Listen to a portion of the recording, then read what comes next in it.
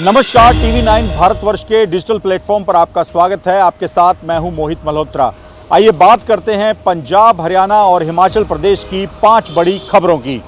हरियाणा के हांसी से गुरुवार की सुबह हैरान करने वाली तस्वीरें सामने आई है। यहां पर एक जिम संचालक के ऊपर अज्ञात हमलावरों ने ताबड़तोड़ फायरिंग कर दी और उसकी जान ले ली।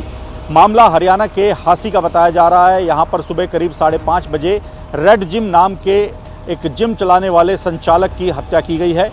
जिम संचालक सुबह करीब 5:30 बजे अपने जिम के बाहर पहुंचे और यहां पर कुछ लड़के लड़कियां जो कि जिम में आते हैं उनको वो वार्म अप करा रहे थे।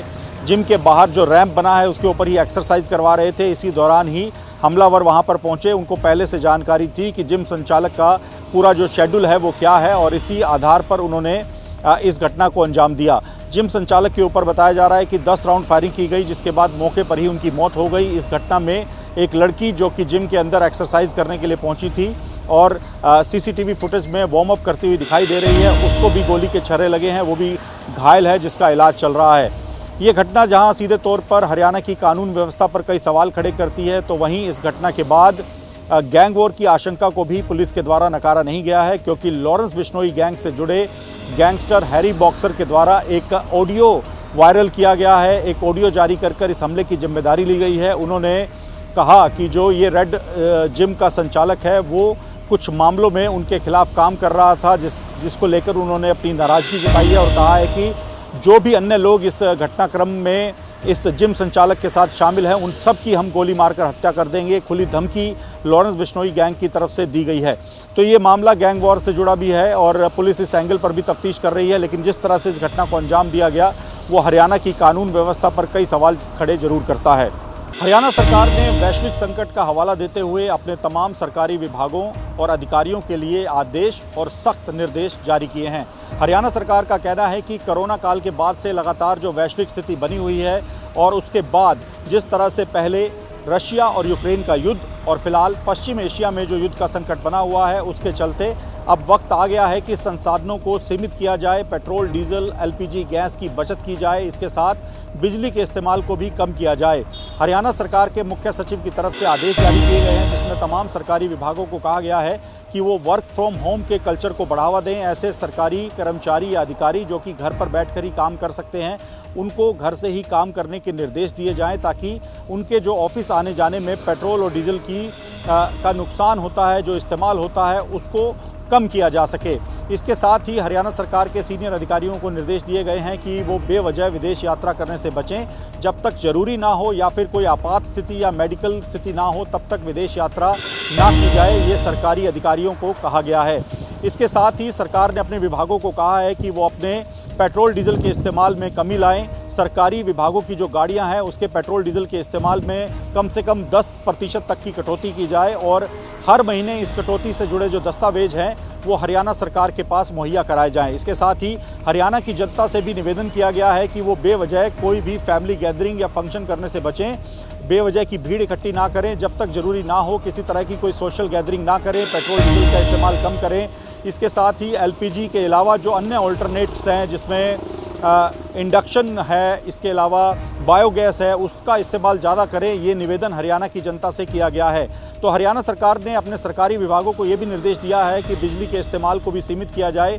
एसी जो सरकारी विभागों में चलते हैं उनको 24 से 26 डिग्री के बीच में रखा जाए, ताकि बिजली की बचत की जा सके। तो ये एक बड़ी एडवाइजरी है। जिस तरह से हरियाणा के मुख्यमंत्री नायब सैनी बुधवार को दिल्ली में एनडीए की बैठक में शामिल हुए थे, वहाँ पर मुख्यमंत्री मौजूद रहे और जब उन्होंने प्रधानमंत्री की तरफ से जो संबोधन किया गया उसमें भी संसाधनों को सीमित करने और बचाने की अपील की गई, जिसके बाद देर रात हरियाणा सरकार की ओर से ये आदेश जारी किए गए हैं, जिसमें सरकारी विभागों के लिए जहां एक और सख्त आदेश जारी किए गए हैं, तो वहीं हरियाणा की जनता को एडवाइजरी जारी करके इन निर्देशों का पालन करने का निवेदन किया गया है। चंडीगढ़ में पंजाब के सीएम भगवंत मान के सरकारी आवास पर बुधवार शाम को हुई पंजाब कैबिनेट की बैठक में कई बड़े और अहम फैसले लिए गए हैं। सबसे बड़ा फैसला रहा नीट परीक्षा का जो री एग्ज़ाम 21 जून को होने वाला है, उसके परीक्षार्थियों को लेकर पंजाब कैबिनेट ने उस प्रस्ताव को पारित कर दिया है, जिसके तहत पंजाब के सभी छात्र जो कि नीट परीक्षा का री एग्ज़ाम देने जा रहे हैं, उनको पंजाब रोडवेज़ की सरकारी बसों में मुफ्त यात्रा का प्रस्ताव किया गया था। इस प्रस्ताव के पारित होने के बाद पीआरटीसी, पनबस और पंजाब रोडवेज़ की जो तमाम बसें हैं उनमें नीट परीक्षा के परीक्षार्थी अपना एडमिट कार्ड दिखाकर मुफ्त यात्रा कर सकेंगे। इन छात्रों के साथ ही उनके एक अटेंडेंट के तौर पर उनके पेरेंट्स, भाई बहन या अन्य परिजन भी इसी एडमिट कार्ड पर यात्रा कर सकेंगे। उनको भी यात्रा का कोई शुल्क नहीं देना होगा। कैबिनेट के इस प्रस्ताव के पास हो जाने को नीट परीक्षा का री एग्ज़ाम देने वाले पंजाब के छात्रों के लिए एक बड़ी राहत माना जा रहा है, क्योंकि पंजाब से बड़ी संख्या में ऐसे छात्र हैं जो कि पंजाब के मोहाली या फिर चंडीगढ़ में आकर नीट की परीक्षा देते हैं। इसके साथ ही पंजाब सरकार ने 1013 लेक्चरर्स की भर्ती के नियमों में एक बड़ी राहत दी है। 5 साल की आयु सीमा के रिलैक्सेशन के प्रस्ताव को भी मंजूरी दी गई है। पंजाब सरकार का कहना है कि पिछले कुछ सालों में पंजाब के कई सरकारी कॉलेज और संस्थान हैं जहां पर शिक्षकों की भारी कमी है। इसी के चलते लेक्चरर्स की जो भर्ती सीमा है, जो आयु सीमा है, उसमें 5 साल की बढ़ोतरी के प्रस्ताव को मंजूरी दी गई है, ताकि ज़्यादा से ज़्यादा कैंडिडेट इन नौकरियों के लिए आगे आ सके और सरकारी कॉलेजों और संस्थानों को शिक्षक मिल सकें। इसके साथ ही पीडब्ल्यूडी विभाग में 156 इंजीनियर्स की सीधी भर्ती को भी मंजूरी दी गई है। हालांकि पंजाब के मुख्यमंत्री भगवंत मान ने कहा है कि ये भर्ती पूरी तरह से पारदर्शी होनी चाहिए। तमाम जो नियम हैं जो कि पंजाब सरकार के द्वारा तय किए गए हैं, उन नियमों का पालन भी होना चाहिए। इसके अलावा पंजाब कैबिनेट में कचरा प्रबंधन के नियमों में ढील देने और नियमों को सरल बनाने के भी निर्देश दिए गए हैं। इसके साथ ईज़ ऑफ डूइंग बिजनेस, जो कि पंजाब सरकार की इन्वेस्ट पंजाब के तहत पॉलिसी है, उसके नियमों को भी सरल बनाने के प्रस्ताव को कैबिनेट ने मंजूरी दी है। तो ये एक काफ़ी अहम बैठक थी जो कि पंजाब के मुख्यमंत्री भगवंत मान के आवास पर हुई, जिसमें सबसे बड़ा मुद्दा नीट री एग्ज़ाम को लेकर रहा, जिसमें पंजाब सरकार ने नीट परीक्षा का जो री एग्ज़ाम देने के लिए छात्र जा रहे हैं उनको बड़ी राहत दी है। अब बात करते हैं पंजाब सरकार के युद्ध नशे विरुद्ध कैंपेन की, जिसके तीसरे चरण की शुरुआत अब हो चुकी है। पंजाब पुलिस अब उन ऐसे हवाला कारोबारियों पर शिकंजा कसने जा रही है जो कि सीधे तौर पर ड्रग मनी या फिर हवाला के जरिए एक जगह से दूसरी जगह पैसा भेजकर ड्रग के कारोबार से जुड़े हैं। पंजाब सरकार ने ऐसे हवाला कारोबारियों को चिन्हित कर लिया है। उनका पूरा डाटा अलग अलग नेटवर्क के माध्यम से जुटाकर पंजाब पुलिस को मुहैया कराया जा चुका है, जिसके बाद अब पंजाब पुलिस ने इन हवाला कारोबारियों के खिलाफ इस युद्ध नशे विरुद्ध कैंपेन के तीसरे चरण की शुरुआत कर दी है, जिसके तहत हवाला कारोबारियों पर नकेल कसी जाएगी। ऐसे हवाला कारोबारी जो कि सीधे तौर पर ड्रग बिजनेस से जुड़े हैं या फिर ड्रग तस्करों को पैसा मुहैया करा रहे हैं या फिर हवाला के जरिए एक जगह से दूसरी जगह पर पैसा भेजने के काम में शामिल हैं, उन पर अब शिकंजा कसा जाएगा। पंजाब सरकार के जो डाटा अब तक मिले हैं उसके मुताबिक अब तक युद्ध नशे विरुद्ध कैंपेन के तहत ड्रग मनी से बनाई गई 830 से अधिक संपत्तियां पूरी तरह से फ्रीज कर दी गई हैं। इसके साथ ही ड्रग तस्करों की कई संपत्तियों पर बुलडोज़र एक्शन भी लिया गया है। पंजाब सरकार ने और पंजाब पुलिस ने युद्ध नशे विरुद्ध के जो पहले कैंपेन के 2 चरण थे उनको पूरी तरह से सफल बताया है। पंजाब पुलिस का कहना है कि अब तीसरे चरण में जो इन ड्रग तस्करों का फाइनेंशियल मॉड्यूल है उसको तोड़ा जाएगा, ड्रग तस्करों पर नकेल कसी जाएगी और ड्रग तस्करों की जो फाइनेंशियल फंडिंग हवाला कारोबारियों के माध्यम से होती है उसको रोकने का प्रयास किया जाएगा। ये तीसरा चरण लॉन्च होने के साथ ही पूरे पंजाब में जगह जगह पर पंजाब पुलिस के द्वारा रेड्स की जा रही है। पंजाब सरकार के ऐसे विभाग जो कि फाइनेंशियल मामलों को देखते हैं, उनसे जो डाटा मिला है उस पर जांच को आगे बढ़ाते हुए पंजाब पुलिस ये एक्शन ले रही है, जिसमें हवाला कारोबारियों पर शिकंजा कसा जा रहा है।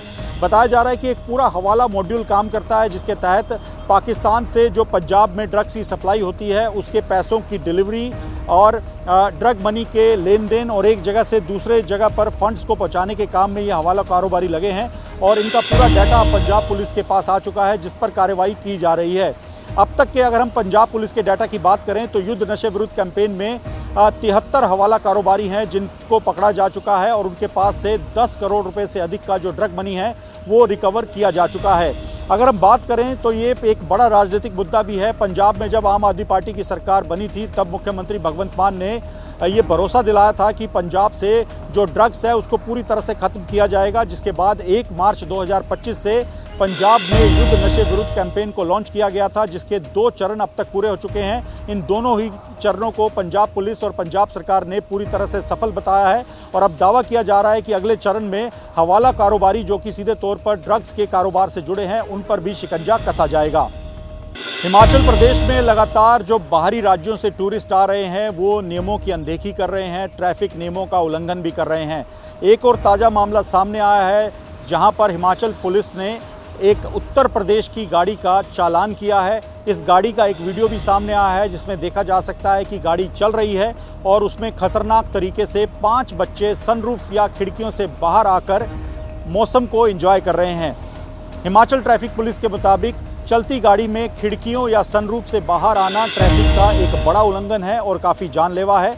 और लगातार जो टूरिस्ट हिमाचल प्रदेश में बाहरी इलाकों से आ रहे हैं उन्हें अवेयर भी किया जा रहा है कि वो इस तरह के स्टंट ना करें और एंजॉयमेंट के लिए इस तरह से अपनी जान को जोखिम में ना डालें। इससे पहले भी हमने देखा है कि हिमाचल प्रदेश के नदी नालों के आसपास सेल्फी लेने और घूमने फिरने के इरादे से गए लोगों के पानी में बहने की खबरें सामने आ चुकी हैं। अभी बीते दिन ही मणिकर्ण घाटी जो कि कुल्लू ज़िले में है, वहाँ पर पंजाब का एक परिवार पार्वती नदी में बहते बहते बचा। उस परिवार को आम लोगों ने बचाया था। ये परिवार सेल्फी लेने के इरादे से ही नदी के काफ़ी करीब चला गया था जहाँ पर पानी के तेज़ बहाव की चपेट में आ गया था। अब एक और बड़ा नियमों का उल्लंघन इस घटना के बाद सामने आया है जहाँ पर उत्तर प्रदेश के सहारनपुर के रहने वाले अनिल नाम के व्यक्ति का परिवार है जो कि अपनी एसयूवी गाड़ी के सनरूफ और खिड़कियों से बाहर लटका हुआ दिखाई दे रहा है। हैरानी की बात यह है कि इस घटना में जो लोग स्टंट कर रहे हैं, जो खतरनाक तरीके से खिड़कियों और सनरूफ के बाहर दिखाई दे रहे हैं, वो छोटे बच्चे हैं। इसी वजह से इस पूरे मामले में हिमाचल प्रदेश पुलिस ने कड़ा संज्ञान लिया है। गाड़ी को टेक्निकल तौर पर आइडेंटिफाई किया गया। जो वीडियो सामने आए थे उसके आधार पर गाड़ी का पता लगाया गया और गाड़ी का ऑनलाइन चालान कर दिया गया है।